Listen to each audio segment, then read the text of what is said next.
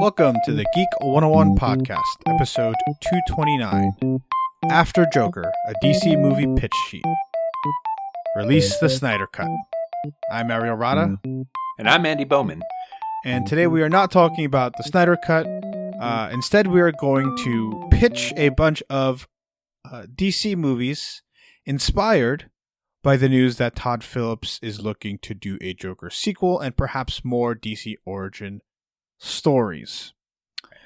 Ariel, first, yes, I need to get your word. If the Snyder Cut is released, we review it. I if the Snyder Cut comes out, I will watch it. Okay. We'll review it. So, because Justice League was just a bad movie, or was just not a good movie to me anyway. Right. I thought Justice League was just bland. Yeah, it wasn't. I don't think it was good, but it wasn't like a trash fire like I thought. Whatchamacallit was. Batman v Superman. There's a humongous difference between the two of those things. So I would actually be open to watching it. Unfortunately, it kind of means I'd have to watch the original and the other one because I have no idea what. Well, the original is an hour and 40 minutes long, so that's it. Wow. It's under 2 hours.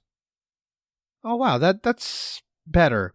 I remember coming out of it being like, yeah, that was kind of dumb and not great, but there were cool moments. And I don't remember complaining about the length. Batman v Superman was long, right? That was 2:30. I think so. Yeah, it was something long. That was brutal. It's almost 3 hours with the R-rated cut, I believe. Which I've never watched and I never will. News. Yeah, let's get to news. What do we got here? All right. Well, we're back to being the Matt Reeves Batman podcast, officially announcing that John Turturro has been cast as Carmine Falcone. Yeah, I think it's Falcone. Falcone. Yeah, Falcone is a major player in the DC Batman comic, The Long Halloween. He is a crime boss. And this gives credence to the rumor and the speculation that this is going to be some sort of adaptation of The Long Halloween, which we will of course be covering at some point before the movie comes out. Andy, what are your thoughts on John Turturro's Carmine Falcone? Okay. First of all, Johnny Torts can be really, really intimidating. Yep. And he has a Weasley look about him that is perfect for a mob boss. Yeah, I gotta agree with you there. I think he's a very good actor, and if you ask him to do things, I'm curious as to the direction this film is gonna go. I have to brace for the possibility that I just might not vibe with this movie. A lot of people are like really encouraged and are looking forward to this Harley Quinn movie.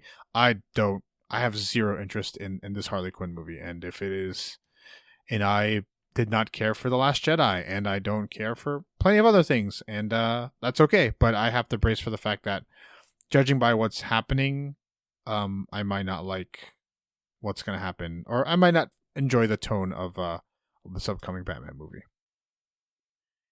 Ariel, what about the Harley Quinn animated show that we're getting in a week? No, I don't care for that either. All right, so Ariel, we are going to be reviewing the Harley Quinn. We are not. You can certainly, but Andy, I have limits to what I'm willing to watch. You are much more willing to watch things. Dude, I'm still going through The Flash. Okay, this season of The Flash is terrible. See, like I watched The Flash the first 2 seasons, and when I started season 3 and it had the same exact like tagline of I gotta go faster than the villain who is faster than me, I just washed my hands of it. I just nope, I'm not watching it. And like I said, being a teacher, time is so valuable, and I'm not going to waste it on things that I don't like. So if in a few episodes, something doesn't catch my attention, or if I feel like by the trailer I don't quite think I'll enjoy it, I'm just not going to watch it. And I'll watch this Batman film, of course, but it could be really stylized, and judging by the cast anyway. And who knows if I would enjoy that or not. Is there any other news, Andy, or do you have anything else to say about this news?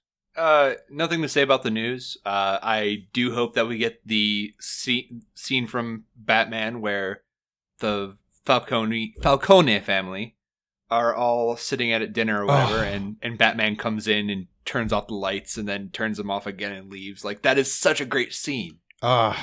We don't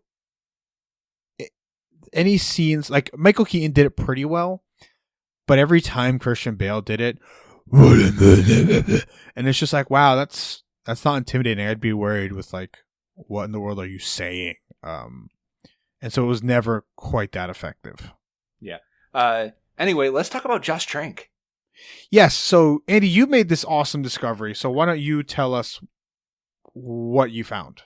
Okay, I've been going on Letterboxd recently, which is a social network site where you can review movies. And they recommended to me a review of 2015's Fantastic Four. Fantastic, but go on. Yes, and the user's name is Joshua Trank. And I was like, oh, someone decided to write a review for this movie and, and take the director's name. That's fun. Oh, he's using first person. Is this real? And after doing a little bit more research, yes, it is Josh Trank reviewing his movie. Yeah, I think it's really cool. I think it's really fascinating. I think it shows a lot of like personal growth for Josh Trank. I'll give some of the highlights as to what he said. He basically says there's a great movie in there. He didn't know what the movie was going to be like. He thought all of the actors were exceptional, and that's true. They're all great actors, all of them. I think if you remember, there's Jamie Bell who plays Ben Grimm, Miles, what's his name? Teller, who plays Reed Richards. You've got Kate Mara, who plays Sue Storm, and Michael B. Jordan, who plays Johnny Storm. And it's such a star-studded young cast, and he just wasn't quite sure what the movie was going to be. I think he does mention that like things were taken from him, right? Power was taken from him on this film, or he says it in so many words anyway. Well, he does say that he hasn't seen the movie since 2 weeks before it came out. Yeah, which basically means that like he didn't have like a final say on it. I think is part of what he's saying there. What are your thoughts? What are your other thoughts on this? That thing that we found. Okay, first of all, this one line right here. He mentions, is there a hashtag release the Trank cut? Doesn't matter. I'm not Zack Snyder. Zack Snyder is a storied, iconic, legendary filmmaker who has been knocking it out of the fucking park since I was in high school. Me? I was 29 years old, making my second film in a situation more complicated than anything a second-time filmmaker should have walked into. That, right there, says so much about Josh Trank. Yeah, and it says about... it also speaks to, like, the situation he was put in. He made Chronicle, right? That's the first film he was referring to. Yeah. Chronicle is awesome. Yeah, and he needed, and so this is part of the issue. He needed another couple of films to grow before being put in charge of something so important. Because not everybody lucks out like the Game of Thrones guys, right? So, right, and it also shows a certain amount of ownership. He does say, "I don't regret it. It's a part of me." Yeah. And that if you're an artist, make your art. And I don't think that what we got was his art. No, you can tell the exact moment where his art was taken away in the film. There's a hard cut. There's a hard cut and it's gone. But it makes me a lot more hopeful for anything Josh Trank might be doing in the future. Sure, and that he's not Colin Trevorrowing. Yeah, he's not just going out there like taking checks and getting and wasting opportunities. Maybe that's a little unfair to Colin Trevorrow, but this was fascinating. I agree with a lot of the points you said. I think, and I said this when we reviewed the movie, that I think there is a third of a good movie already in there, and I think there was a good movie ready and willing to be made. And it's unfortunate we never got it. Yeah. That said, he did give it 2 stars. Yeah. He's how often can you get one of these guys to be so self-aware? Right. Exactly. I'm happy to do this. It was a neat little discovery. Yeah, for sure. Is there any other news before we get into our main topic? I had an interview with another podcasting hero of mine about a Kickstarter project that he's working on. So you'll be hearing that. I'll be splicing this in to the episode later, so this will be a work of editing genius on my part. Okay. So everyone should go to the Kickstarter. It's Chris Mancini. He's working on a comic book called Rise of the Kung Fu Dragon Master that's based a lot on, old school 80s action flicks, and with the idea of what do you do with anger. Right? Okay. Well, definitely check that out, and listeners should be able to. Chris Mancini, another one of my personal podcasting heroes. He is one of the only men on IMDb that has 2 scripts credited for the same movie, a comedy script and a horror script for an amazing little film called Asylum that ended up exactly as Chris, the writer, thought it would when he started writing it. Correct, Chris? Yeah, exactly. I thought, oh, what could go wrong here? Low budget horror script, moving the production to Bulgaria. This will be exactly what I intended. Right. And he's here today to talk about something that he actually has complete creative control over, a special little project. Chris, do you want to get talking about that? Absolutely, but I will, in case people haven't seen the movie Asylum, I'll just mention that basically what happened was the production company bought the script, moved the production to Bulgaria, threw away the script. The production went rogue. They destroyed the movie. They brought it back to me to fix it back in LA. So the only way I could do it was to make it a comedy and like a Mystery Science Theater thing as people made fun of the footage. And the production company said, okay, so I put it in. I brought some other podcasters in like Mike Schmidt, Dean Haglund, and we had fun with it. And then they ruined it again and took out a lot of the jokes and never rebranded it as a horror comedy. So the way I tell people is that, like, well, we made Lemonade twice, but they made Lemons 3 times. So. Right. Wasn't it, I remember you saying on the podcast that listeners were seeing it in like HBO in like Colombia. Oh my God, it went everywhere. This movie is still getting released. That's what fascinates me. I'm like, well, wouldn't you bury it if it's at some point? But nope. It ended up like on some of the horror channels. It was like on DVD in Japan as SWAT versus Devil. I mean, they just keep releasing this movie. And the comedy fans that know the story really enjoy it and find it, entertaining because they know what happened. The horror fans that get tricked into seeing it, not knowing what it is, are furious. What is this? I didn't sign up for this. Which I get. That was the whole point of rebranding it, that they didn't do. People looking up Chris Mancini on IMDb and just reading some of the reviews for Asylum, I highly recommend it. They are very split down the line, and it's wonderful to read that. Yep. Tricked horror fan. Oh, comedy film nerds fan. You could see the difference. Yeah. So the new project, which I'm really excited about, is, again, like you said, actual creative control because it's a graphic novel. And it is called Rise of the Kung Fu Dragon Master, and it's an action comedy about a small-time crook in Los Angeles who's angry and just wants to fight all the time. He's part of a fight club. He gets mixed up in an ancient battle between good and evil that's been fought since the days of ancient China. So it's got a little Army of Darkness, a little Bulletproof Monk, a little Big Trouble in Little China, like all these really cool things.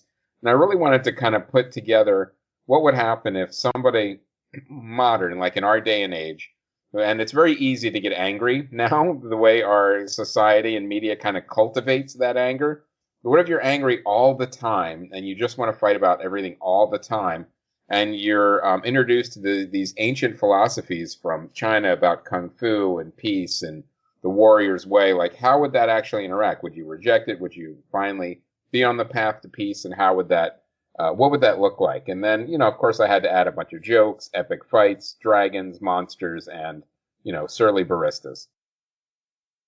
Now, to get the background for a bunch of this Eastern philosophies, did you speak with anyone who's intimately familiar and very bearded? I did indeed. You must be speaking of our Kung Fu consultant, Rick Myers, who we do the Kung Fu movie extravaganza with every year at Comic-Con. And I was like, you know what, I'm going to need some help with this. So he came on board, and he's helping me with the script, and he's going to also help, when all the drawings get done. And he's been like an invaluable resource. He has his own podcast, Action Film Autopsy, and he's just been doing this for years and years and years and years. And every time I talk to him about martial arts and kung fu, I learn something from him. Everything from the philosophy to the history. It's been fascinating. Yeah, listeners, if you are into kung fu or martial arts films in general, Rick Myers is a wonderful man to just listen to talk about anything. He can explain why a certain movie works as a kung fu movie or why it doesn't work. It's such a great pleasure. Your yearly Comic-Con episodes with him, Chris. It's fascinating. It's fantastic. And even, we will still be doing those shows with him, even though Comedy Film Nerds is ending. We're still going to be going and doing the panels down there with him for sure. At least I definitely will be. I'm not sure about Graham, but he said he would. So we'll see. It depends. Next year's an election year, so he might be pretty busy. Right. Oh, Graham might end up dead in a ditch from an aneurysm or something out of anger. Like, how much of this do you have completed? Just out of curiosity. Have the entire script and layouts entirely completed down to every page. It's going to be exactly 160 pages. And one of the reasons I wanted to do that is because it was very hard to judge just a regular script. To tell the artist how many pages it was going to be, because I made that mistake with Long Ago and Far Away. I estimated the page count, and I was way off. And the artist Fernando Pinto was very generous because it was my first book, and he just did the extra pages, as part of the overall book. But this time he's like, "Can you kind of give me a more accurate page count?" I said, "Absolutely." So the script is done. The page layouts, as far as the script go, are done. The only thing that's not done, and the only thing, it's a comic book, the art, the coloring, and the lettering. So the rather large part of the book is not done yet. And that's actually what we're funding. We're asking the money for, I'm not taking any money. I play the long game on these projects. I really want to see it get picked up and people enjoy it, and then go on from there. This money is to basically pay the other artists. It's not me. So it's going to go to Fernando Pinto, the artist, the letterers, the editor, and for the physical costs of printing and shipping. So it is a larger ask. It's $35,000, but it's 160 pages. So it needs to be a little higher to get everyone paid and to get it actually made. So it's more of a gamble, but I'm hoping all of the fans will come together and we can get it done. Yeah. You have had some experience with Kickstarter before. That's been very, it was stressful just to follow Yes. as a listener. This is my fourth one, and I've had 3 successful Kickstarters, and every single one has been a huge amount of work and a huge amount of stress, and they've been all very difficult. So I'm hoping this last one will go out on a high note and a bang and actually get it funded. So that's why I'm pushing really, really hard. We've got Comedy Film Nerds coming to a close. The last studio show for Comedy Film Nerds is going to be the last day of the Kickstarter. So I'm December 10th. I'm really, really trying to get that win in before we move on to other things. But every single one is stressful. Every time I do a Kickstarter, when it's over, I go, that's it. I'm never doing another one of these again. And then, a year or two later, I'm like, oh, maybe I'll do another Kickstarter. I always see them as one of two things. This is going to be a great beginning and open up new possibilities, or this is the absolute last straw. Right. So there's not going to be any 24-hour telethon to raise money and save Comedy Film Nerds at the last second. You know what? A couple fans actually suggested that. They were like, they wanted to do a Save CFN site and another Patreon, and I said, we really appreciate that, but it's been a decade. We're ready to move on. We've done a podcast, a website, a movie, a book, and a festival. We've gone as far as we can, so we're going to move on to other things. Yeah, Chris, do you want to talk about the other major Kickstarter you did? Is a specific film of sorts. Yes, it was Earbuds, the podcasting documentary, and we funded honestly through the podcasting fans. That you guys, podcasting fans are the best. The Comedy Film Nerds fans, everybody, came on board. We traveled all over the world, interviewed people to find out about that connection between podcaster and fan, what made it so special.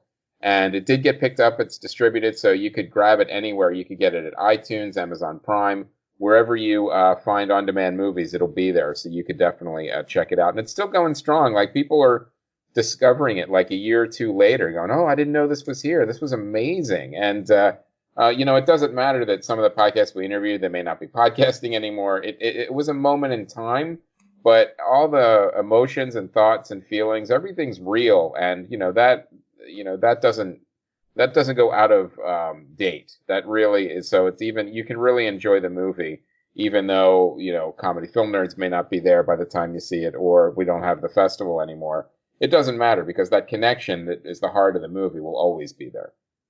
Right.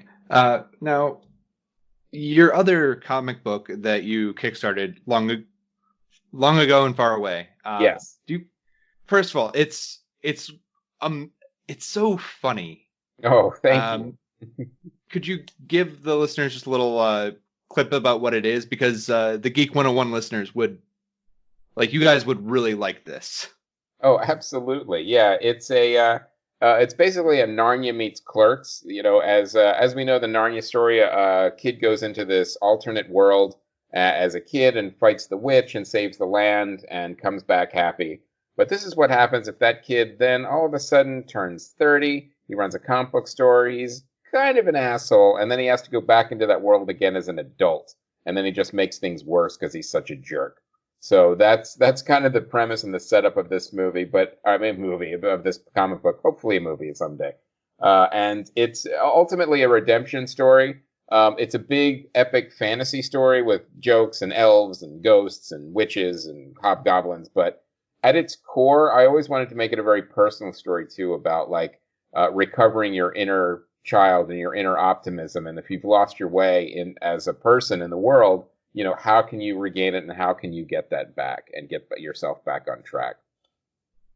Yeah, I have to say the depiction of depression within that story is really, I feel like it's really accurate and really easy to be like, oh yeah, I have been in this spot emotionally. Mm-hmm. Yeah. It's everything we write is autobiographical, whether we want it to be or not. So we put a little piece of us in every single story that we write and create. And the good news on this one is it is available multiple places. It's available at the Comedy Film Nerd site if you want to sign a graphic novel. That'll be open until December 15th. But if you just want digital, you could go to Comixology under Starburns Press. They picked it up, and you can get the individual issues. Like if you're not sure, I'm like, well, let me get the first issue first. It's only $1.99. You can check it out. There's 8 issues. And in fact, I just had a meeting with them today. We are packaging it to pitching it as a TV show. So we're hoping that it does get picked up next year in another form. Right. And it ends with kind of a cliffhanger. Is there any hope for, a long ago and farther away? Indeed. Yes. I mean, my plan with both of these properties, with Long Ago and Far Away and Rise of the Kung Fu Dragon Master, is they're both 3-volume sets. Like Long Ago and Far Away, Volume 1 is out now. There's going to be Volume 2. It'll be called Son of Elvenwood. And then it'll be Volume 3, which will kind of wrap everything up. And then Rise of the Kung Fu Dragon Master will be Rise of the Kung Fu Dragon Master. And then Fall of the Kung Fu Dragon Master. And then Return of the Kung Fu Dragon Master. I'm trying to follow those classic sequel titles.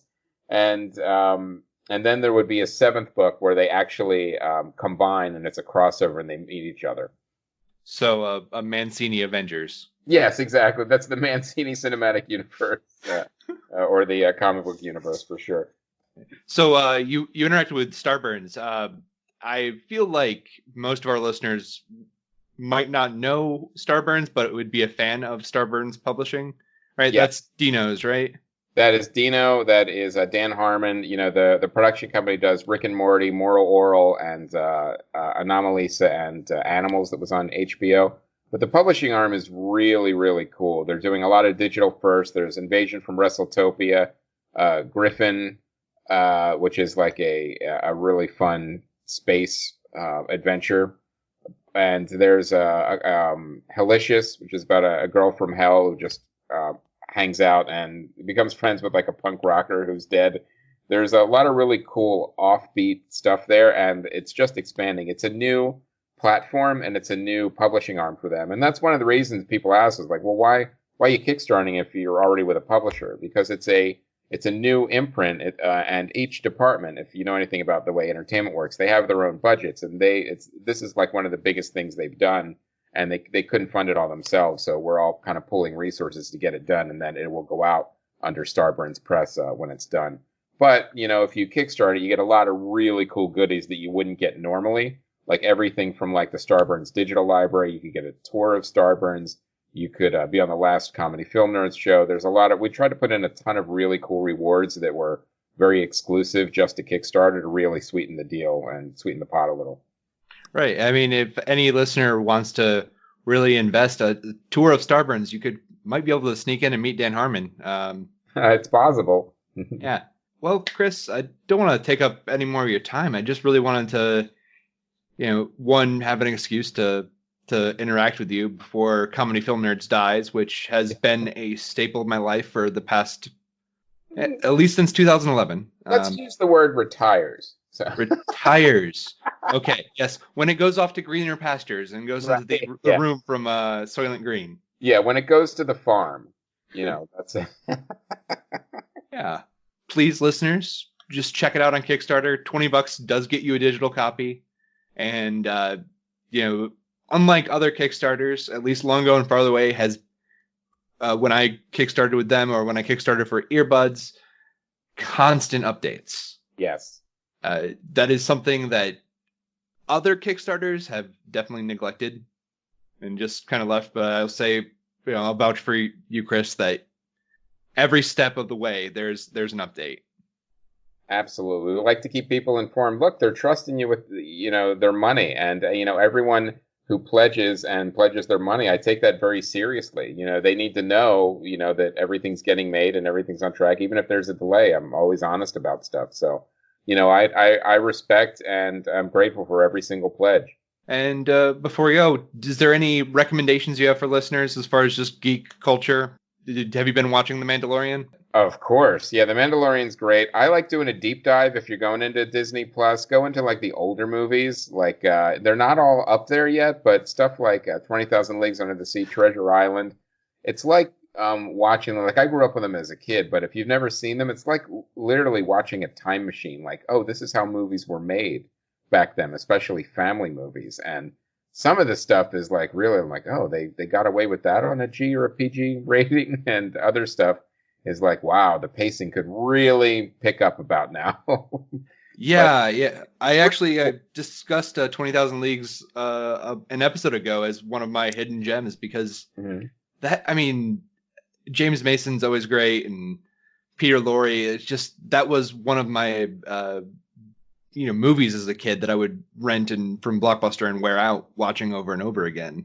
Oh my God. Yeah, me too. It was one of my favorites. In fact, I was really sad that they got rid of the 20,000 Leagues Under the Sea ride from Disneyland and Disney World. I'm like, I loved that ride. Yeah. Didn't they replace it with a Finding Nemo?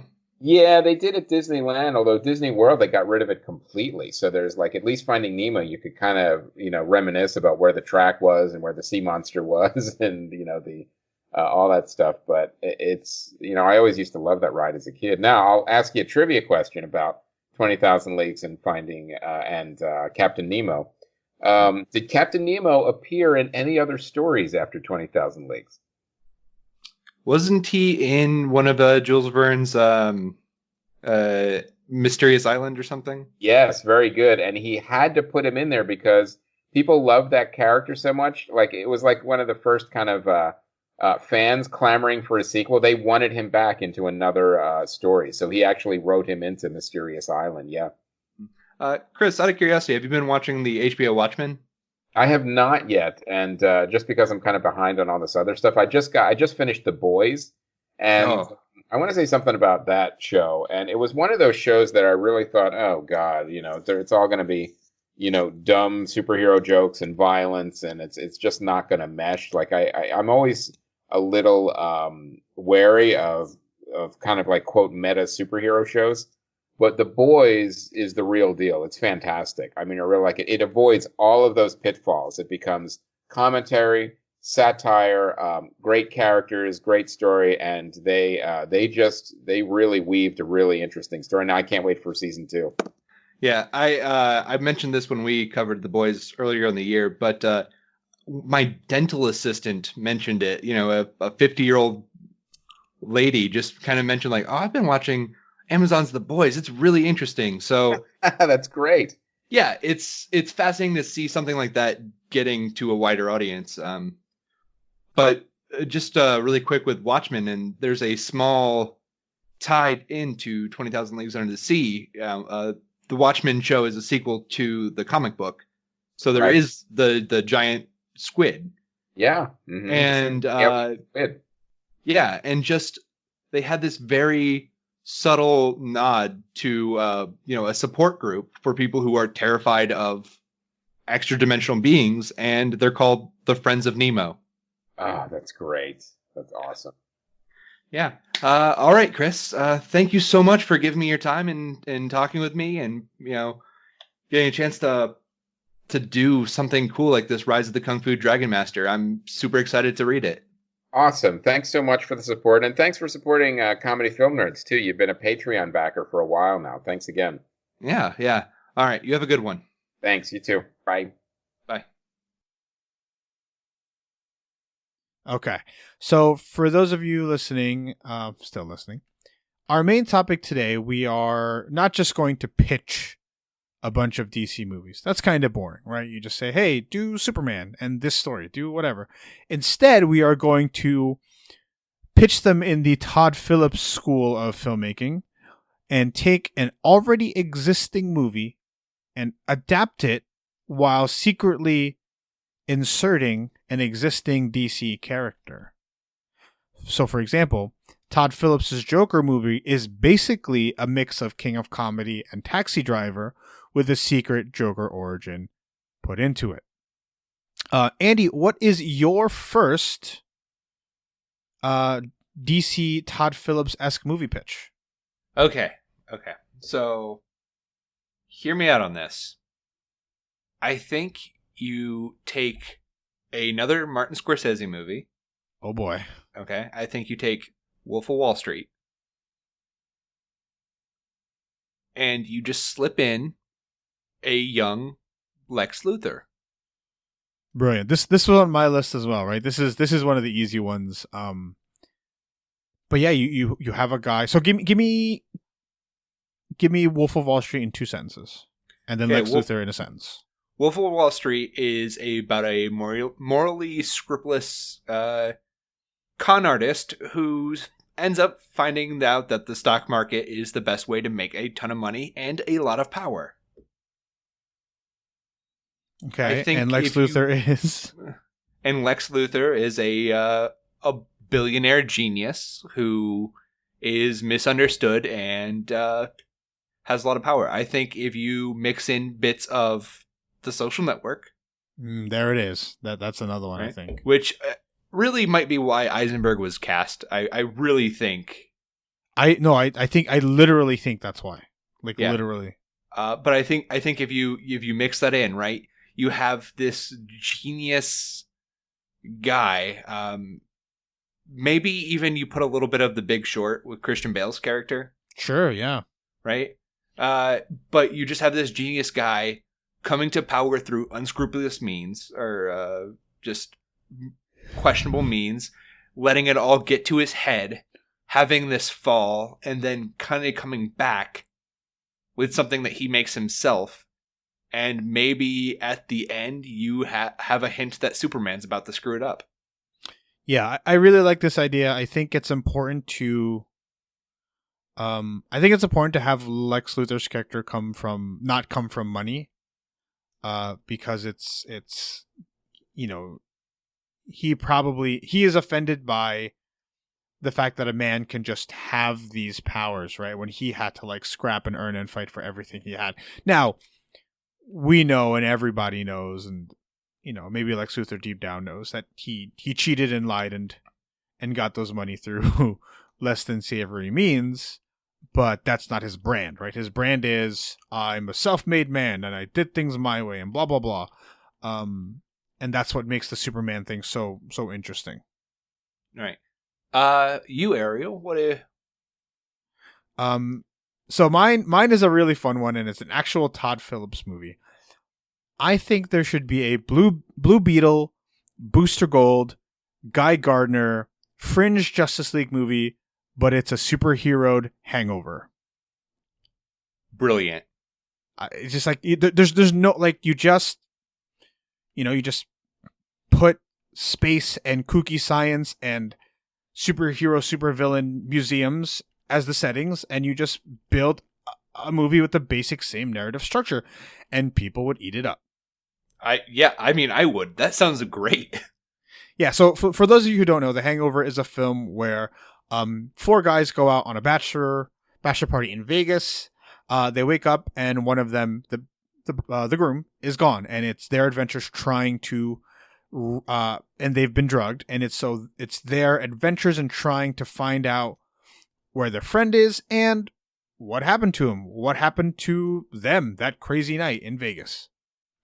And Booster Gold and Blue Beetle are a couple of like knucklehead superheroes who goof around and stuff and are known for like not being great at their job, but being nice guys and screwing things up sometimes. And I think that their personalities fit perfectly with what it is, with the type of characters that should be on this film. God, I love Booster Gold so much. Yeah. What else do you have, Andy? What's another one for you? Okay. Hear me out on this one. You take the Green Lantern. Okay. The whole Green Lantern Corps. You throw in the basic plot structure of Heart of Darkness or Apocalypse Now. Oh, wow. I really like that. I like both of those things. Where they are going to get Sinestro.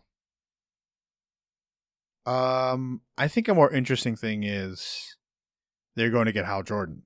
Okay. Yeah, that could also work too. Sinestro works really well in an early...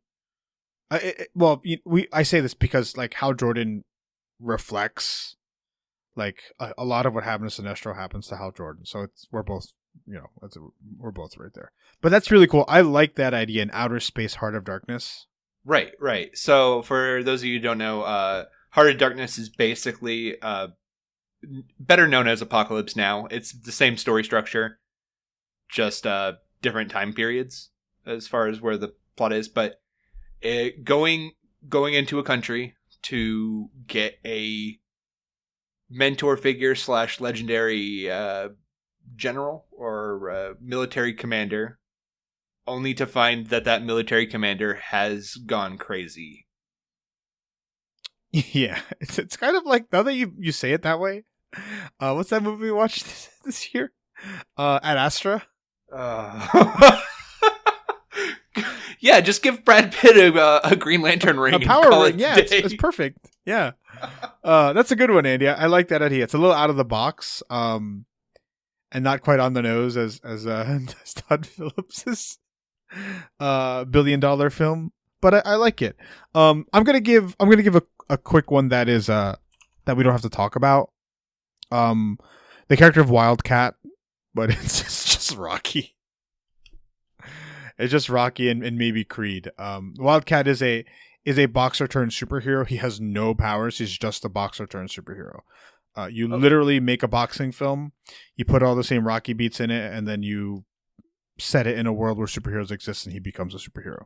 You know what? Instead, let's make it Raging Bull. Let's do Martin Scorsese. Yeah, another Martin Scorsese vehicle there. Okay, so here is my favorite one, Andy. Okay. The one that I actually really want to get done. A Solomon Grundy film. Solomon Grundy is a a character. He is like a traditional like strongman henchman villain. He butts heads with Batman. Traditionally, he is like a zombie who was like bewitched as a regular man and like cursed to become a like a I don't know, a zombie or villain or monster, whatever.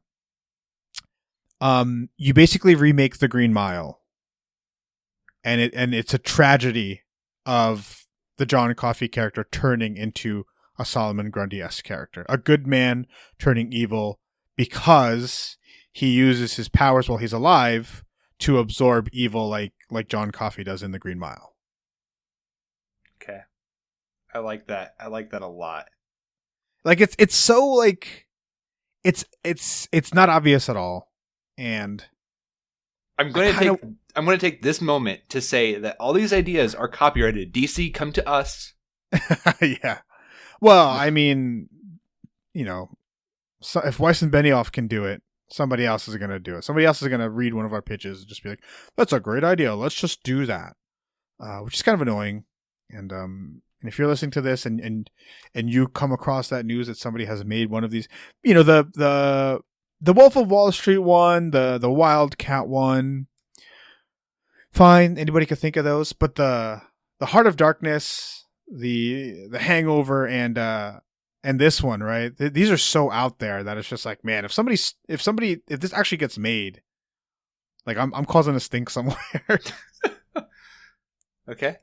So keep talking about this Green Mile. If you have anything more to say? No, I think that's really so. The Green Mile is a story about a man who is wrongfully imprisoned because he like found these two girls that were murdered because he has supernatural abilities that, like, you know, allows him to sense things and heal things and stuff like that and absorb pain and evil. And so while in prison, he does miracles and eventually is executed for the crimes he did not commit. And that's where the movie ends, right? Or you make a movie very similar, and it turns out that this good man who absorbed this evil in his moments of death has to carry on with that evil as like a living dead person, as Solomon Grundy. Okay. All right, Ariel. This is the one I'm most proud of. Okay. All right. It's a Scarecrow origin movie. Okay. Scarecrow is who? Scarecrow is a Batman villain. Okay. Jonathan Crane, who is all about using fear as a weapon. Okay. Now, my idea here is I was thinking about what is a movie that really discusses facing your fears, right? And I think if you do Ferris Bueller's Day Off with Scarecrow as Cameron / the best friend, it works perfectly. Yeah, so I like the idea. You'd have to tweak a lot. You'd have to make it from Cameron's perspective, which Right. is an entirely different movie. But the structure's there. Right. I mean, you just also mentioned that he's going off to study psychology in college. Yeah, he has great grades. He never misses school. He's going to study. Right. And he takes the wrong lesson from it or something. Yep. So yeah, that one's really good. I really like that. I really like that idea that, like, you know, his friend pushing him to always face his fears, and he realizes what fear can do. Yeah. Yeah. It works. For sure. Yeah, I like that idea a lot. That would be really creative and not, you know, way more creative than what we got with the Joker, which is so frustrating. Did you end up watching the Joker, Andy? I forgot to ask. No, I still haven't. It's no longer playing in my movie theater because I live in a town with only a 10-seat movie theater. Oh, wow. Or a 10-theater theater, so I will see it as soon as I am able. Okay. I'm never gonna see it. I really don't care for it whatsoever. Here, I've got another one here. This one's pretty easy. This movie just came out. Hustlers, where a bunch of women end up conning and scamming. A bunch of women that are like like strippers and dancers and stuff like that. They end up conning a bunch of men who come to their clubs, and they con them and scam them, and that is the perfect vehicle to introduce Catwoman. Okay. Continue with this because I will give you my vehicle for Catwoman. And you just basically in Batman Year One, she is a Catwoman is, we believe, to be a sex worker, but she also very much stands up for the people around her and the women around her and protect them and stuff like that. And so you just introduce her as like this, this exotic dancer or stripper or whatever who finally decides that like just doing this job is not enough anymore, and she turns to crime and ends up picking up a cat motif along the way. Okay. My pitch, Ariel, is you take classic film Entrapment with Sean Connery. That's a good one. And you just throw Catwoman in as the I forgot. Catherine Zeta-Jones. Yeah. I was gonna say Zellweger, but yeah, Catherine Zeta-Jones. There we go, done. That's a good one. Have you watched Workaholics? No, actually, I have not. No, okay. It's a funny thing. There's a funny Catherine Zeta-Jones joke in there. Yeah, that one's good. I mean, it's simple. It's entirely on brand. And it's entirely something that I feel like they would do. It's kind of annoying. I've got another one for you. Okay. This one's pretty simple. It's a Deathstroke origin film, but it's just John Wick. They just remake John Wick 6 years later. Okay. I like it. Yeah, there's no need to elaborate. It's just, hey, this one guy is really good, tried to get out, got pulled back in. Okay. All right. So here's one for me. You take the plot of Deadpool. Okay. And you make it an Ambush Bug movie.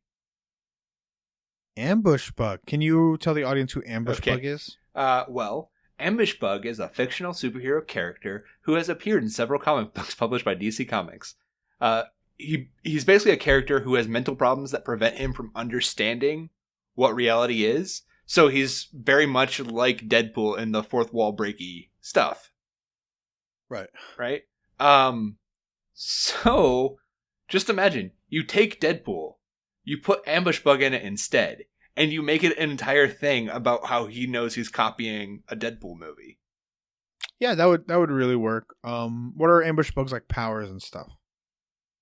I think it's kind of just Deadpool.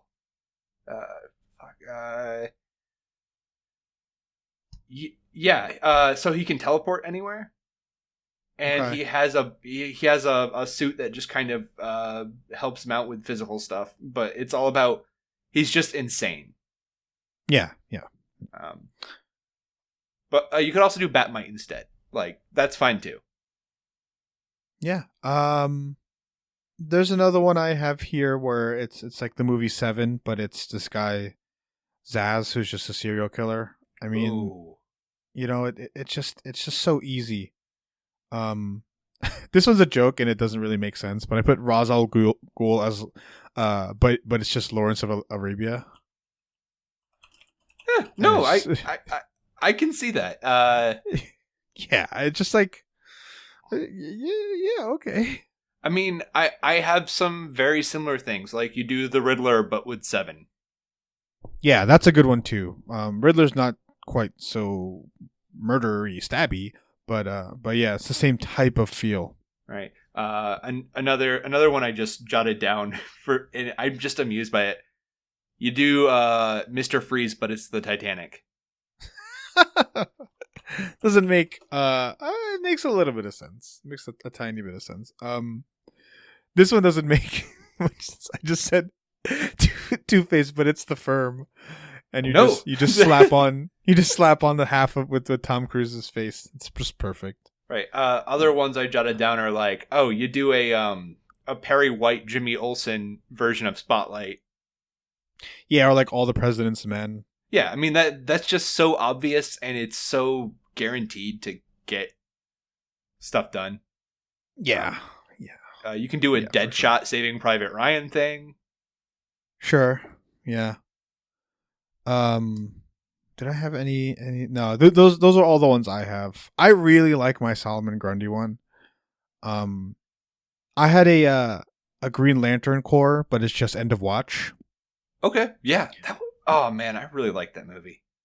It's just like, hey, let's just like I think they forget like there's space cops. Let's just do gritty space cops, and they don't want to, and then they won't. But I think it'd be really cool. Yeah.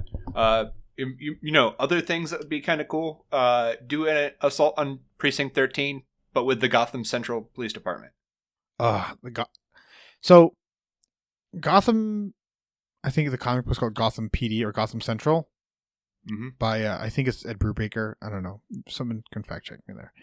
But it's just a comic about like the real hard, frustrating struggles that the Gotham cops have to go through in a town where, you know, there are supervillains and Batman's always doing your job. And it's so good. And I was like, man, is this what they're gonna do for Gotham?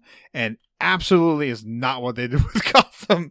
And so that frustrated me because it's there, right? The material's there already. You didn't need to write it, or you know, you could have just licensed it. But I love the idea of like cop stuff, and it's just, you know, it's the Gotham cops because they have such a terrible job, and there could be corrupt cops and there could be scandals and stuff like that. So yeah.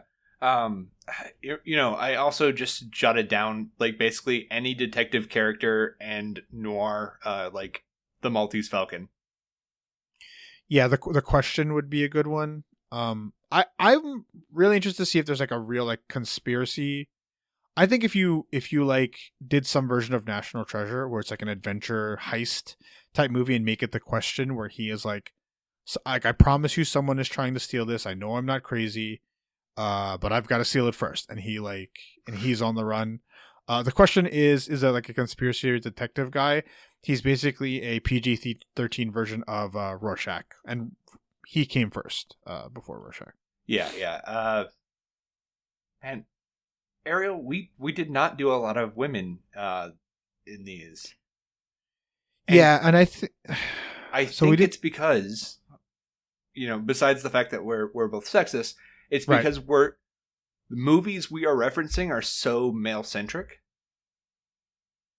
Yes, and I think a lot of women and women actors just haven't had the chance to headline these types of movies. Let's take a moment to think of some here and now. And not only that, like the most famous like women characters are like Wonder Woman and Captain Marvel. And you note that we didn't do any, like we didn't talk about any like major big two characters besides Green Lanterns, and Green Lanterns of course can also be women.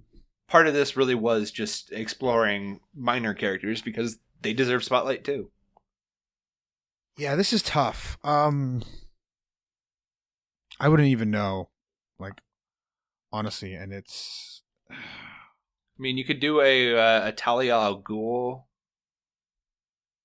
You know, just have her do Kill Bill. That's not a bad one.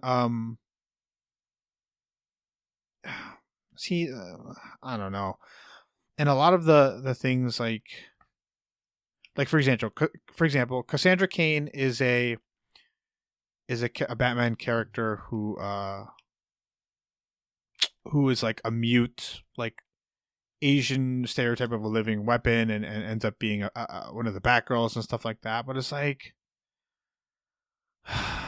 we don't want to enforce more stereotypes. Dude, I'm like going down a list of female villains, and I am shocked. A Killer Frost, you know, like a Bonnie and Clyde Killer and Frost one would be good. I think one of the ones that works is the Harley Joker Bonnie and Clyde. Oh, but, yeah. But just like the Joker movie we just got, the Joker would never do that. Right? He would never go down like that. Yeah, yeah. Man, I'm actually kind of annoyed that there aren't very good female villains. Even the one, like, you've got Catwoman, you got Poison Ivy, and I thought long and hard, and I could not think of one for her. I mean, a good one anyway, right? I mean, Poison Ivy is basically anything where a scientist gets screwed over by their own creation. Well, no. See, Poison Ivy is a scientist getting screwed over by other people. Okay. Is, I think, more of that. Hmm. She is, like, betrayed by the other doctors in her thing, and they try to take credit from her. Right. But, like, that's not a story that Hollywood has tried to tell over the years. Yeah, I mean... And there is fault with us in here, but it's not all our fault. I mean, we've got Cheetah right there. There's a... You know... Yeah. We're probably just going to get in Wonder Woman 1984. Yeah, but like, what is the historical movie that you'd pair with her is the issue here. The Invisible Man. Dr. Frankenstein. Dr. Jekyll Hyde. Yeah. Like...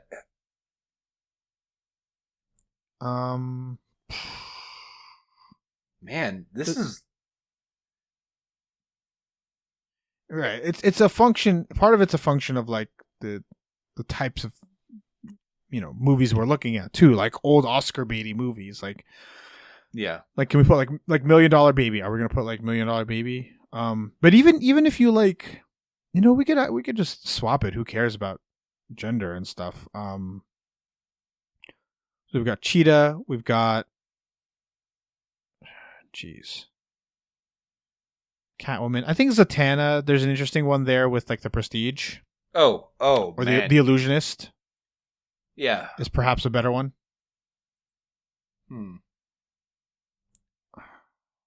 See, I don't know. But yeah, that's a tough discussion, and perhaps we'll come back with some better suggestions once we've had time to think about it. I've got it. Go ahead. Okay, we do the plot line for the first Wonder Woman movie, but we throw in Starfire from Teen Titans. Okay. Right? Just a fish out of water story. I mean, that's what Wonder Woman kind of boiled down to. I think what's better would be like Thor. Yeah. That like, you know, because it's the World War I and all that stuff. I had one, Andy, and I lost it for a second. I think the Zatanna one is good. I think you said Starfire. What can we do with Raven? Ooh. Do a Carrie. Oh, that's a good one. Stephen King. Yeah, that's a good one. Carrie. Man, who was the character I was really just thinking of? You know, I don't want to blame you, but like I lost it when you talked about Wonder Woman and Starfire there. I mean, I don't want to copy like other superhero movies because that's not kind of like not what the exercise is about here. Yeah. But still, this is tough. It's not ideal, the type of, you know, characters historically that there are to work with and things like that. But yeah, the Zatanna one I think works. Listeners, hit us up. Let us know. Like, I'm sure you're sitting there screaming at your headphones. Yeah, because we're missing a really obvious one or something. I mean, there's a lot. Like, I'm sure Black Canary has a decent one out there. I really like your idea with Raven and Carrie. I think that's a really good one. Like discussing like trauma and stuff like that. But yeah, let's hit us up there. I think, why did I not think of this? Oh my god, Harley Quinn in Silence of the Lambs. Oh, that's perfect. That is the one, and I kind of wish someone would do it. You've said it. That's wow. So Harley Quinn, of course, is the clearest character. Many people don't know this, but the character of Clarice in a further book like ends up like falling in love with Hannibal, and I think that's really stupid. But it works in this particular scenario. Yeah, exactly. Wow, I'm really impressed with myself. Yeah, you as you should be, Andy, as you should be. Okay, I think that's probably it, right? Yeah, I mean we've had Oh, plenty. There wasn't a lot of news. Go on. I've got one that's kind of offensive. Okay. Okay, Enchantress with Apocalypto. Like the old school. Okay, yeah. The Mel Gibson movie. Yeah. Yeah, that'd be interesting. Man, who was the one I just thought of? Female character. Was it a villain? I don't know. But let's get out of here. Okay. What was that? Sorry, Andy, Ariel, you cut out. You're cutting out.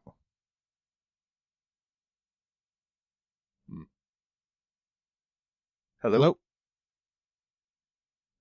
You're cutting in and out. Okay. How about now? No, you're good now. Okay. Yeah, you're good too. Okay. What were you saying? We'll cut this. Oh, yeah. I don't remember. Okay. Well, that's all right. All right, Andy. Let's get out of here.